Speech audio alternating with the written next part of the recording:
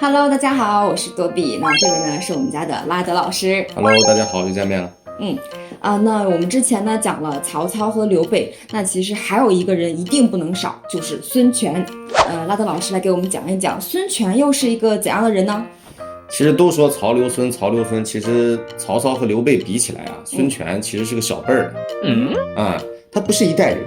你比如说曹操比刘备大6岁，这已经有点代沟了。那么刘备比孙权呢还要大了21岁。21岁了。对，所以应该是曹、刘和小孙。但这个小孙呢，居然能和这两个大叔对抗这么多年，也难怪曹操要说生子当如孙仲谋。哦，原来这句话是这么来的。那孙权不像曹刘，这里边有点不同，就是他的地盘呢，他不是一开始不是他自己打下来的，而是继承了他父亲和他兄长的。那他是富二代吗？也不是标准意义上的富二代吧，因为孙坚啊，他父亲还有他哥哥孙策呢，那普遍都比较短命。孙坚呢30多岁就死了，孙策呢20多岁也就死了。那孙权接班的时候呢，多大呢？18岁。按照古人20而冠的说法，这个时候呀，他其实还是个未成年人。那他接的什么班呢？孙坚呢，确实可以说是江东第一猛男，就是他父亲能打善战，但问题呢就是太好杀，名声不好，人缘很差。那到了孙策呢，就更过了。他做过袁术的部下，还打过庐江，杀过后来大名鼎鼎陆逊的爷爷陆抗，杀了陆氏宗族200多人。7年间统一江东6郡的这个过程，基本上就是走一路杀一路。江东的士族呢非常抵触，到什么程度？就是江东人甚至不认为孙家你是我们江东人，不认他所以老乡见老乡嘛，恨不得立马给一枪。哎呦我的妈！所以呢，就是也因为这个原因，孙权刚一接这个班，江东好多地方就都反了。要不是张昭和周瑜这个时候紧密团结众人，围绕在以孙权同志为核心的新领导班子周围，孙权这一关基本就凉凉了。那他这口碑也太差了吧？确实差所以呢，孙权也一直很缺乏安全感。又因为他很缺乏安全感，所以他特别现实。又因为他太过于现实，所以没底线。特别喜欢翻脸。今天呢，我们就来聊一聊孙权这一生中3次很有名的翻脸。那先说第一次翻脸，叫嫁妹妹、夺妹妹。赤壁之战以后大家都知道，刘备趁机拿下了江南的荆州江南地区的几个郡。那这个时候呢，已经可以喘口气了。从 ICU 病房出来，可以转普通病房。那这个时候呢，孙权觉得是该巩固一下盟友之间的关系了。于是把自己的妹妹嫁给了刘备。那他应该很小吧？你想孙权比刘备还要小21岁。那这个时候孙权的这个妹妹孙小妹，那至少也要比刘备小20多岁。小娇妻啊，就像我一样。确实像你一样，比较刚，有劲儿能打。史书上说这个孙小妹呢有奶兄之风，就是像他的孙策几个哥哥一样，就是从小喜欢舞枪弄棒。那么从嫁过来那天开始，就弄得刘备集团就很紧张。他是间谍。诸葛亮就经常担心他在内部搞分裂、搞政变。那刘备后来还专门安排了赵云做他的大管家，替他来看住这位夫人政治婚姻哪有幸福？你别笑。之后孙权和刘备就因为荆州的事儿闹得不可开交。上次咱们讲过。那么到这个时候呢，孙权就翻脸了，趁着刘备在打成都就来抢妹妹。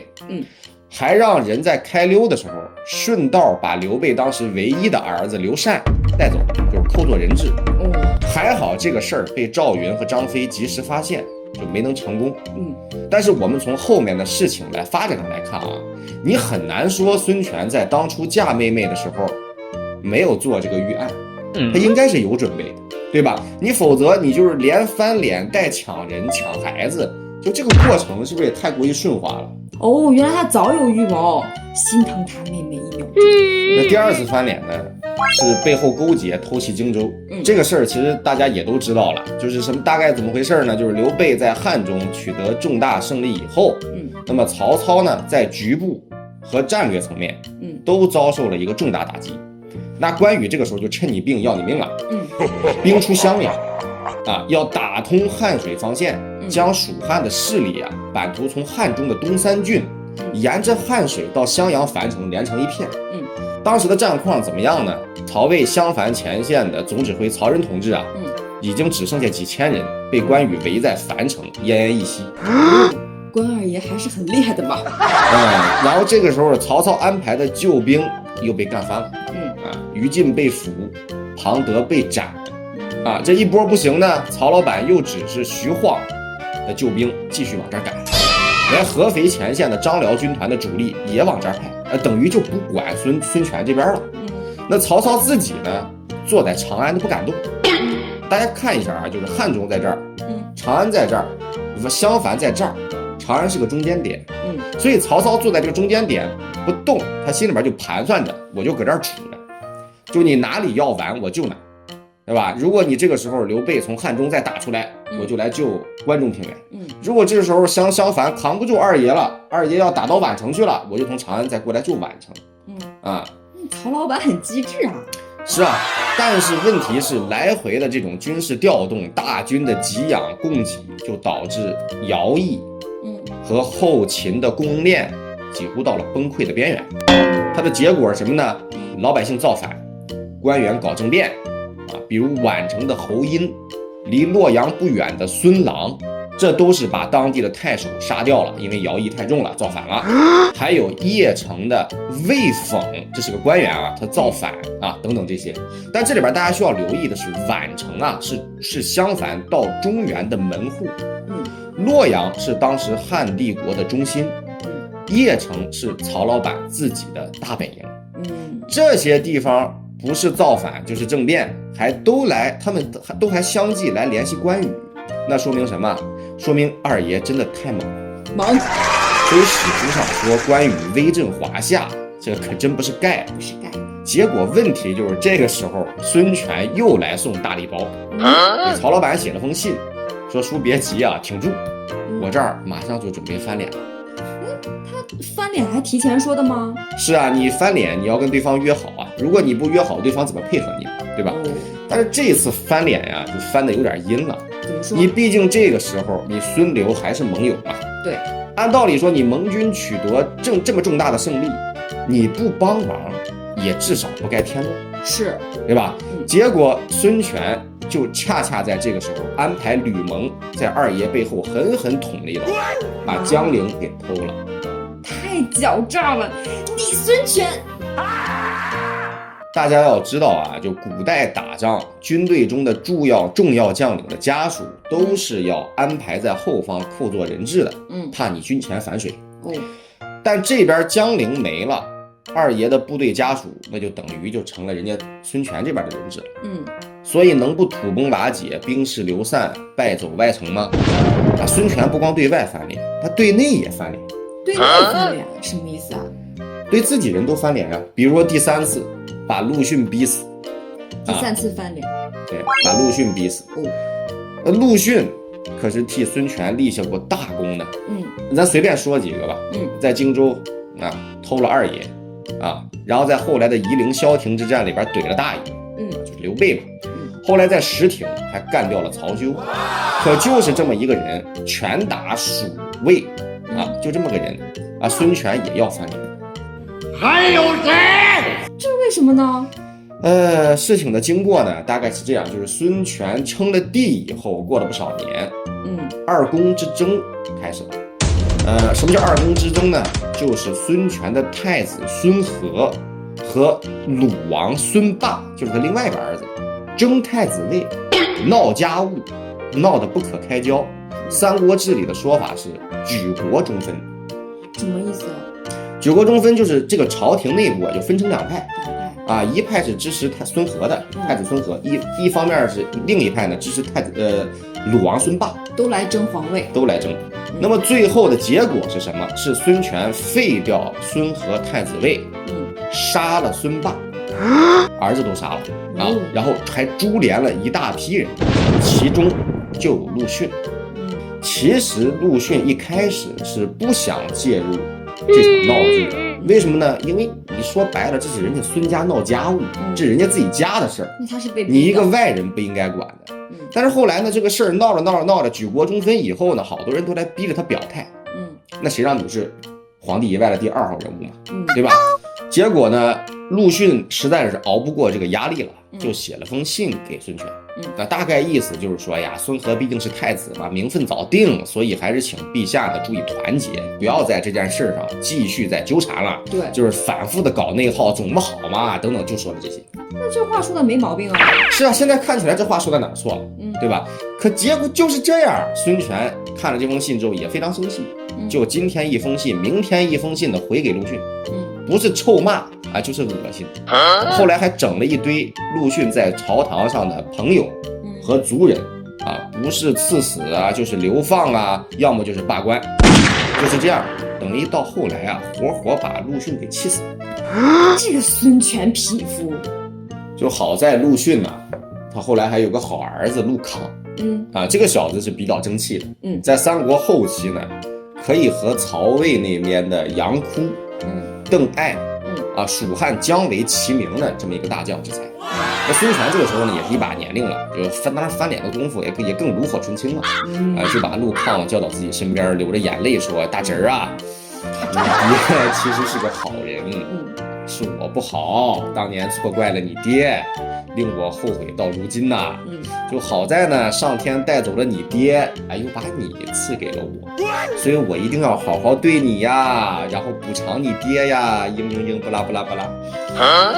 这怎么说话说成这样？对呀，鳄鱼的眼泪嘛，欺诈我也。那么第3次翻脸，防止陆逊家族做大，他要保证皇权不旁落。所以今天骂你，明天恶心你，那都是把戏。内在的原因，你陆逊卷不卷入这场斗争里边，你都早晚有一天是要被孙权收拾，尾大不掉了。造孽！什么脸不脸的？所以说这个时候啊，就咱为了当皇帝呢，要脸干啥？不过这里边你要说这个孙权没有原则，没有底线，没有理想，那也不是。现实利益、利己主义就是他的底线原则，最高理想。就是一心想当皇帝，一心想当皇帝。也正因为是这样，他这个集团呢，他从一开始他就缺少一个核心价值观。他明明具有3个国里边第2的实力，但是却总给后来人一种感觉，就好像在三国那段历史当中呢，只有2个主旋律，就是刘备的富汉和曹魏的篡汉。孙权夹在中间左右摆荡。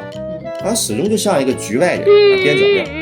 那这是不是有点太贬低孙权了？这里边稍微解释一下，不是我贬低孙权，是其实这个事儿呢，很早就有人贬低过了。谁说呢？《三国志》的作者陈寿。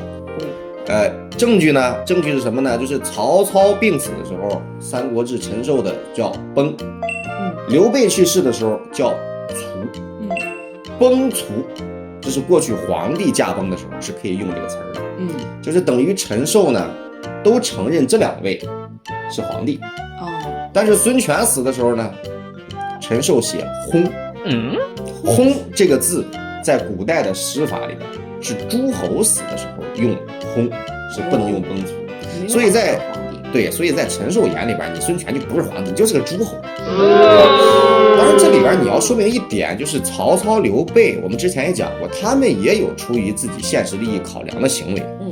但人家当年做出的承诺都基本兑现。